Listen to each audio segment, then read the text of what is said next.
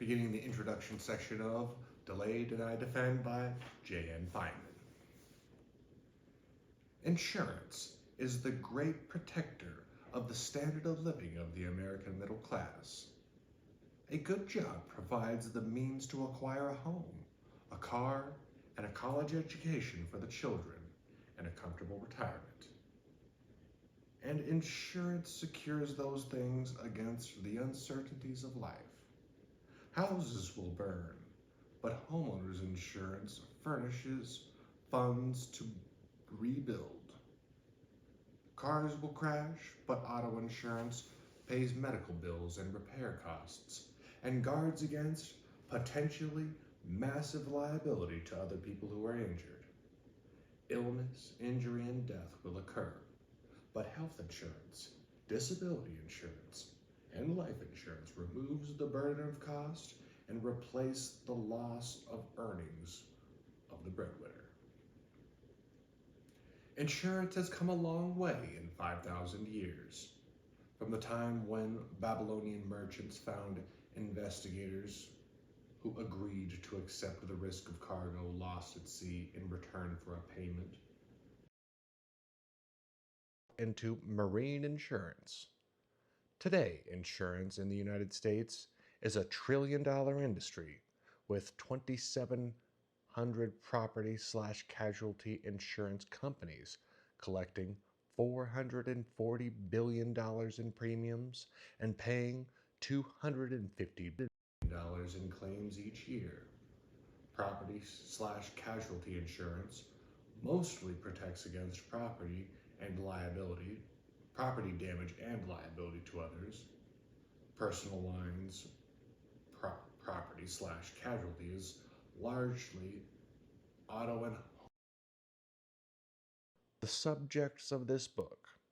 State Farm, the industry's giant, has 42 million policies in force and processes over 12 million claims a year. Insurance is the great protector of the standard of living of the American middle class, but only when it works. Purchasing an insurance policy is less like buying a product and more like receiving a promise. In return for the policyholder's payment of a premium, the insurance company promises to accept the risks of financial loss that the policyholder otherwise could not bear. As a formal matter, the promise to indemnify the insured against loss is emboldened in the policy document, often 50 pages of 8-point type that is seldom read and often less understood. But the real promise is to provide security against loss, long before the Gecko promised to save you 15% or more on car insurance. The iconic slogans of insurance company advertising expressed that real promise. Like a good neighbor, State Farm is there. You're in good hands with Allstate. Insurance doesn't work when the insurance company fails to honor the terms of the policy and its promise of security through the strategy that has become known as delay, deny, defend. The company delays payment of a claim, denies all or part of a valid claim, or aggressively defends litigation the policyholder is forced to bring to get what he is rightfully owed. When the insurance doesn't work, the consequences are more severe than when any other kind of payment fails to keep its promise.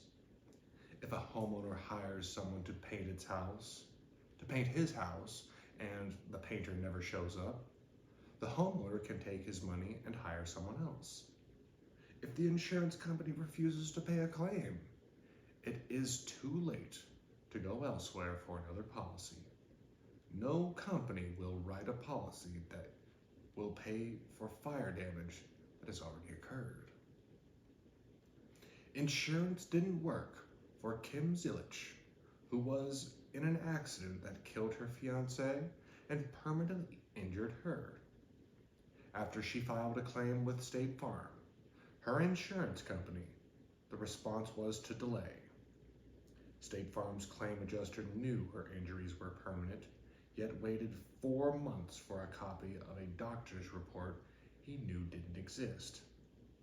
The adjuster then concluded without sufficient evidence that Zillick's injuries were not that serious, waited another 4 months to make an offer, then charged the offer without regard to the facts.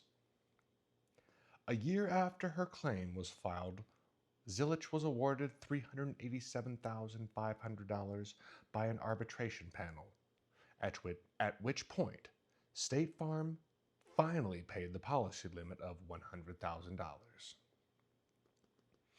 Insurance didn't work for Terry Buttery. When his home was burglarized, he called the police and his insurance company, Hamilton Mutual. Buttery completed the claims forms he was given within 24 hours, but that was only the beginning. Even though he supplied 3 more statements, receipts for stolen items, repair estimates, and 5 years' worth of tax returns, and gave testimony to Hamilton under oath 4 separate times, Hamilton still did not pay. So Buttery sued and won. But Hamilton delayed payment even after Buttery's judgment was upheld by the Kentucky Supreme Court, hoping that his precarious financial position would force him to settle for less than what he was owed. Delay, deny, defend violates the rules for handling claims that are recognized by every company, taught to adjusters, and embodied in law. Within the vast bureaucracy of insurance companies, actuaries assess risks, underwriters price policies, and evaluate prospective policyholders. The agents market policies. The claims department's only job is to pay what is owed, no more but no less. A classic text used to train adjusters, James Markham's The Claims Environment states the principle. The essential function of a claim department is to fulfill the insurance company's promise as set forth in the insurance policy. The claim function fair and efficient delivery of the promise. Beginning in the 1990s, many major insurance companies reconsidered this understanding of the claims process. The insight was simple. An insurance company's greatest expense is what it pays out in claims. If it pays out less in claims, it keeps more in profits. Therefore, the claims department becomes a profit center rather than the place that kept the company's promise. A major step in this shift occurred when Allstate and other companies hired the mega consulting firm McKinsey & Company to develop new strategies for handling claims. McKinsey saw claims as a zero-sum game, with the policyholder and the company competing for the same dollars. No longer would each claim be treated on its merits. Instead, computer systems would be put in place to set the amounts policyholders would be offered. Claimants would be deterred from hiring lawyers to help with their claims, and settlements would be offered on a take-it-or-leave-it litigate basis. Take-it-or-litigate basis. Excuse me. If Allstate moved from boxing gloves, as McKinsey described it, policyholders would either take a lowball offer from the good hands people, from the good hands people, or face the boxing gloves of the extended litigation. How widespread is delay, deny, defend? How often is it that insurance doesn't work? There are two answers: too widespread and too often, and no one knows. Too widespread and too often. As the new claims strategies have been implemented, there have been an increasing number of cases in which companies have delayed payment, denied valid claims, and unnecessarily defended litigation. Minor auto accidents have become the source of major litigation as companies routinely and systematically deny claims. Homeowners can no longer be assured of receiving enough from their insurance companies to rebuild their homes and their lives. When mass disasters strike, things get even worse. After Hurricane Katrina struck in 2005, policyholders who believed they were treated unfairly by their insurance companies complained to the Louisiana Department of Insurance at the rate of $20,000 a month during the first 6 months after the storm. Thousands of policyholders sued their insurance companies. More than 6,600 were filed in federal court in New Orleans alone, and many cases are still pending. Nor is delay, deny, defend restricted to auto and homeowners insurance. All insurance companies have an incentive to chisel their customers, to chisel. I'm going to just say cheat. Cheat their customers in order to increase profits. Unmum, the largest seller of disability and long-term care insurance in the United States, became notorious for failing to pay what it owed to sick or injured workers. Numerous courts castigated the company for unscrupulous tactics, nonsensical legal arguments, and lack of objectivity amounting to bad faith in denying claims. Employees who were especially aggressive in denying claims were recognized with the company's Hungry Vulture Award under a settlement with insurance regulators in all the states. UNMO was forced to review claims denied between 1997 and 2004, and it reversed its decisions in 42% of the cases, paying out $676 million in additional benefits. Almost everyone who has health insurance has a story about an arbitrary or incomprehensible denial of a claim. In 2009, New York Attorney General Andrew Cuomo concluded that the databases used by insurance companies to calculate the reasonable and customary fees they would pay out of network treatment, they would pay for out of network treatment, were part of a scheme to defraud customers by systematically lowballing the fees. United Health, Athena, Guardian, and other companies agreed to stop using the faulty databases and contribute to the creation of a new independent database. The story of delay, deny, defend by property/casualty companies is part of the failure of insurance as a whole. No one knows how widespread delay, deny, defend is because part of the story is the failure of the state insurance regulators to police insurance companies' conduct. Insurance is the most heavily regulated industry in the United States. Every state has an insurance commissioner who licenses companies and agents, sets financial standards, requires regular reports, and examines the operations of companies. Most of the regulatory effort is devoted to making sure insurance companies have the resources to honor their promises to pay claims, and that their effort works well. When the insurance giant AIG collapsed in September 2008,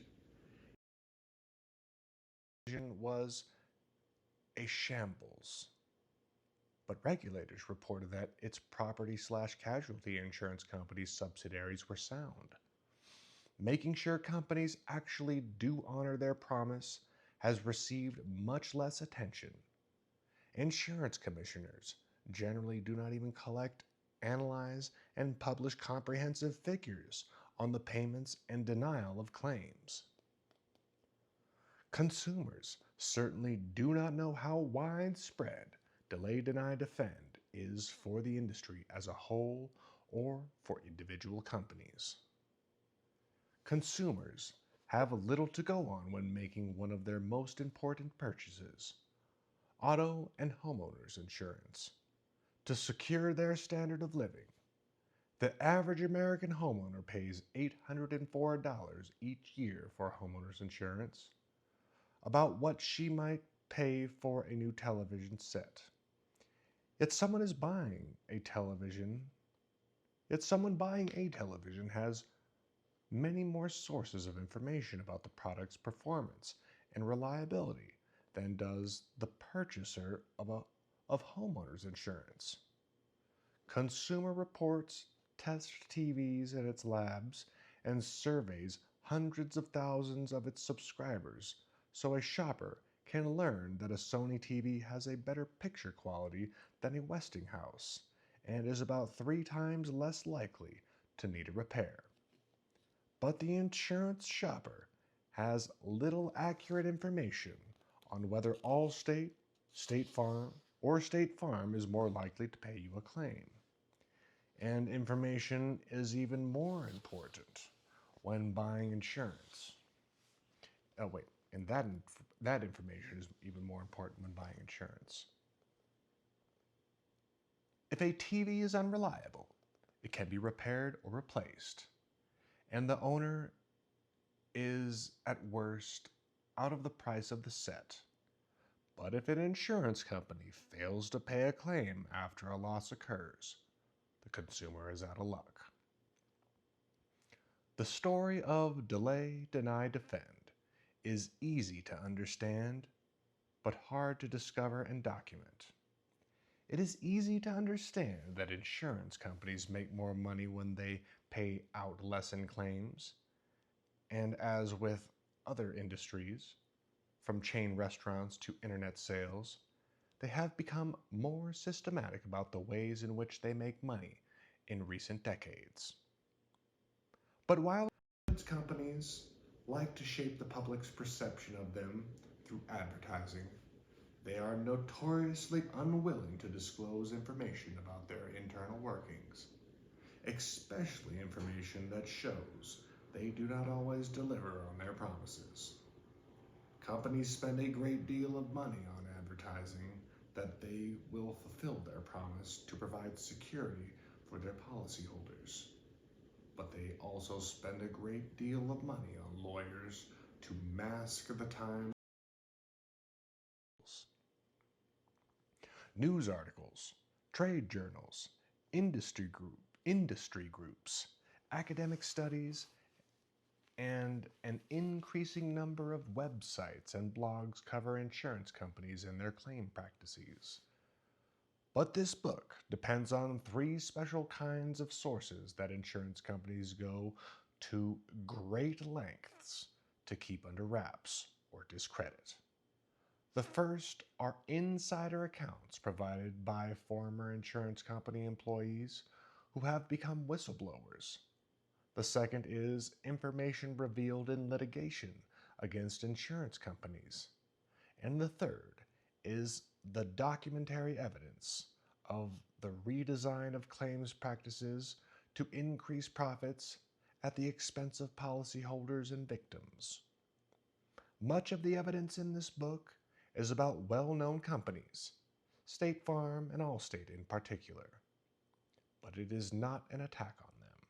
They are just the largest players in the industry, and the companies whose involvement with McKinsey & Company in the transformation of claims is the best documented. Traditionally, claims adjusters were taught to follow a simple maxim: we pay what we owe. The adjuster's job to determine what the claimant was entitled to under the insurance policy carried independence to exercise judgment and an obligation to assist policyholders in their time of need. As the claims department became a profit center, a delay, deny, defend increased. And delay, deny, defend increased. The adjuster's job changed, diminishing the obligation to the claimant in favor of an increased obligation to the company's bottom line. For many adjusters, the change was disheartening. Robert Dietz, a 15-year veteran of farmers insurance, described the shift. My vast experience in evaluating claims was replaced by values generated by a computer. More often than not, these values were not representative of what I had experienced as fair and reasonable. Many adjusters adapted to the new system and kept their jobs or were replaced by claims representatives, the customer-friendly term now preferred by the industry, who were trained in the new. like Dietz left their employers and revealed what was happening. The company's response has been, predictably, to try to silence or discredit the whistleblowers. Dietz became an expert consultant on claims practices, and farmers sued to obtain a gag order to prevent him from sharing his knowledge with lawyers representing policyholders. Farmers eventually abandoned the attempt to silence Dietz. Other former employees have faced similar attempts to restrict them. But former insurance adjusters have become important sources of information about claims practices. Usually when an insurance company delays, denies, or underpays a claim, that is the end of the story. The claimant might not understand that he has been shortchanged, or he may not believe that there is anything he can do about it, or he may just want to get on with his life. In some cases, however, the claimant sees that he has been wronged and believes that it is worthwhile to get a lawyer and fight for what he is entitled to. In the course of those cases, attorneys have discovered a great deal of information about insurance company behavior in the individual cases being litigated and about their general claims practices. Documents produced in discovery, testimony at trial, and reported judicial opinions provide major sources of information about how insurance companies organize and conduct their business, and how it affects their claimants. Because litigation often drags on and it can take years for this information to come to light, and when it does, the companies disingenuously attack it as outdated.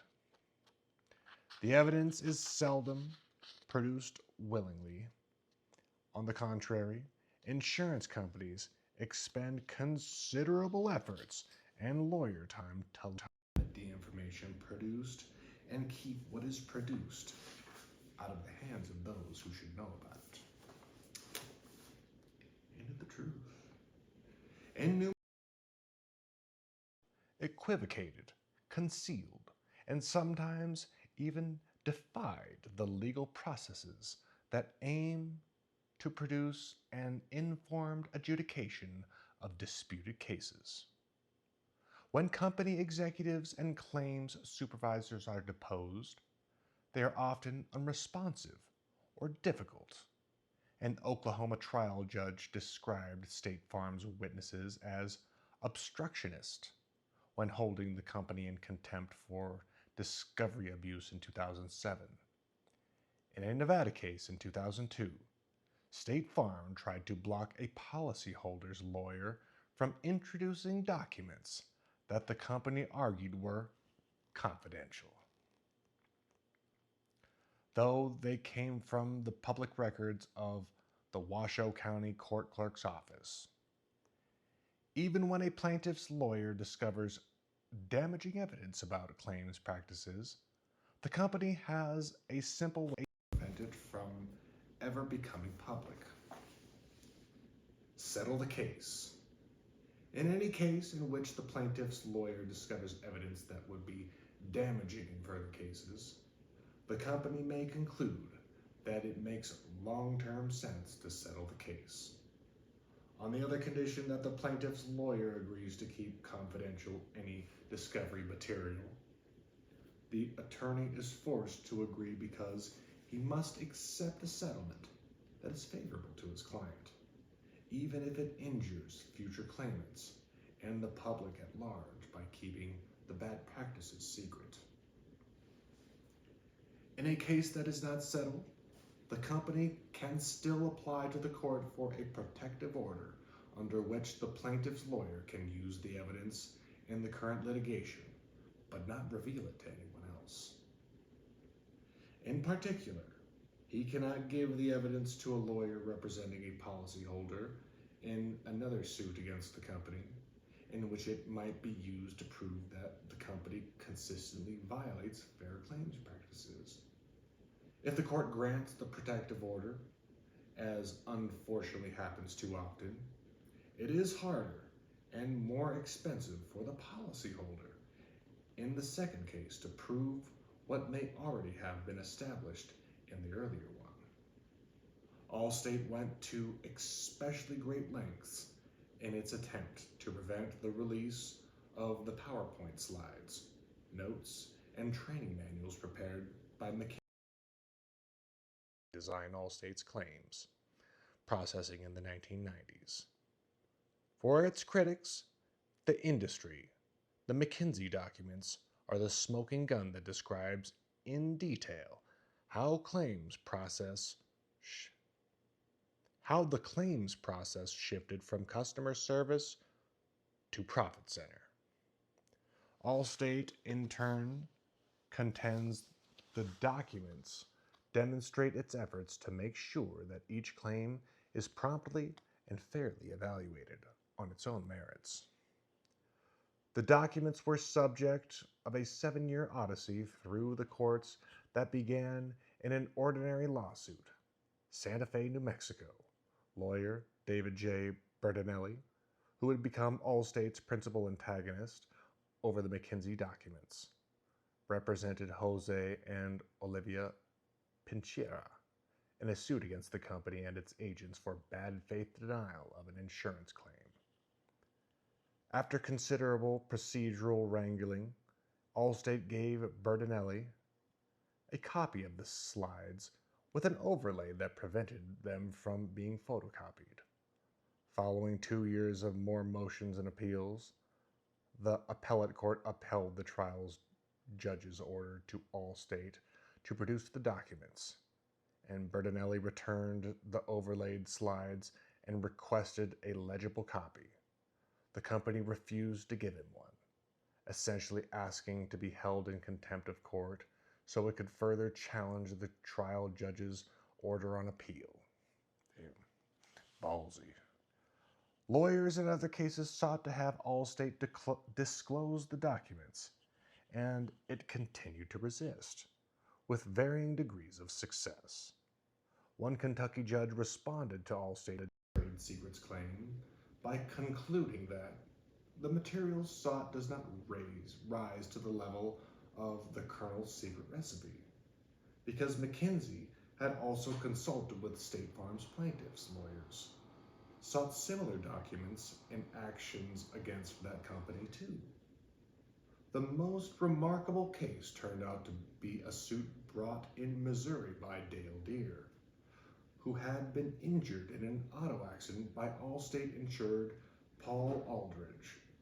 The company was ordered to produce the McKinsey documents, and when it refused, Judge Michael Manners held the company in contempt and fined it $25,000 per day beginning on September 4th, 2007. Despite accruing fines eventually totaling $2.4 million, Allstate continued to refuse. The denouncement of the saga came in Florida. On October 16, 2007, Florida Insurance Commissioner Dave McCarthy exercised his regulatory authority to direct Allstate to produce the McKinsey documents. when Allstate refused. McCarty suspended Allstate from selling new insurance policies in the state. When the courts upheld McCarty's authority on April 4, 2008, Allstate immediately posted on its website 150,000 pages of the McKinsey documents that it had long argued were confidential trade secrets and essential to its business.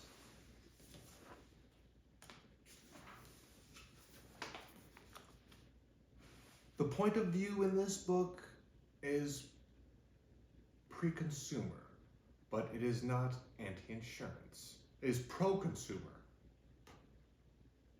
but it is not anti-insurance.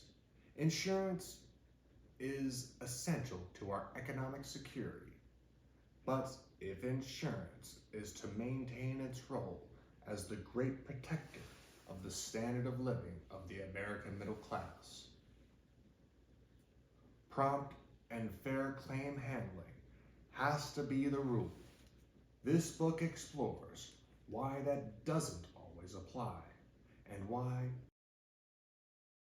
happened today than 15 or 20 years ago. Pretty good introduction to our new book.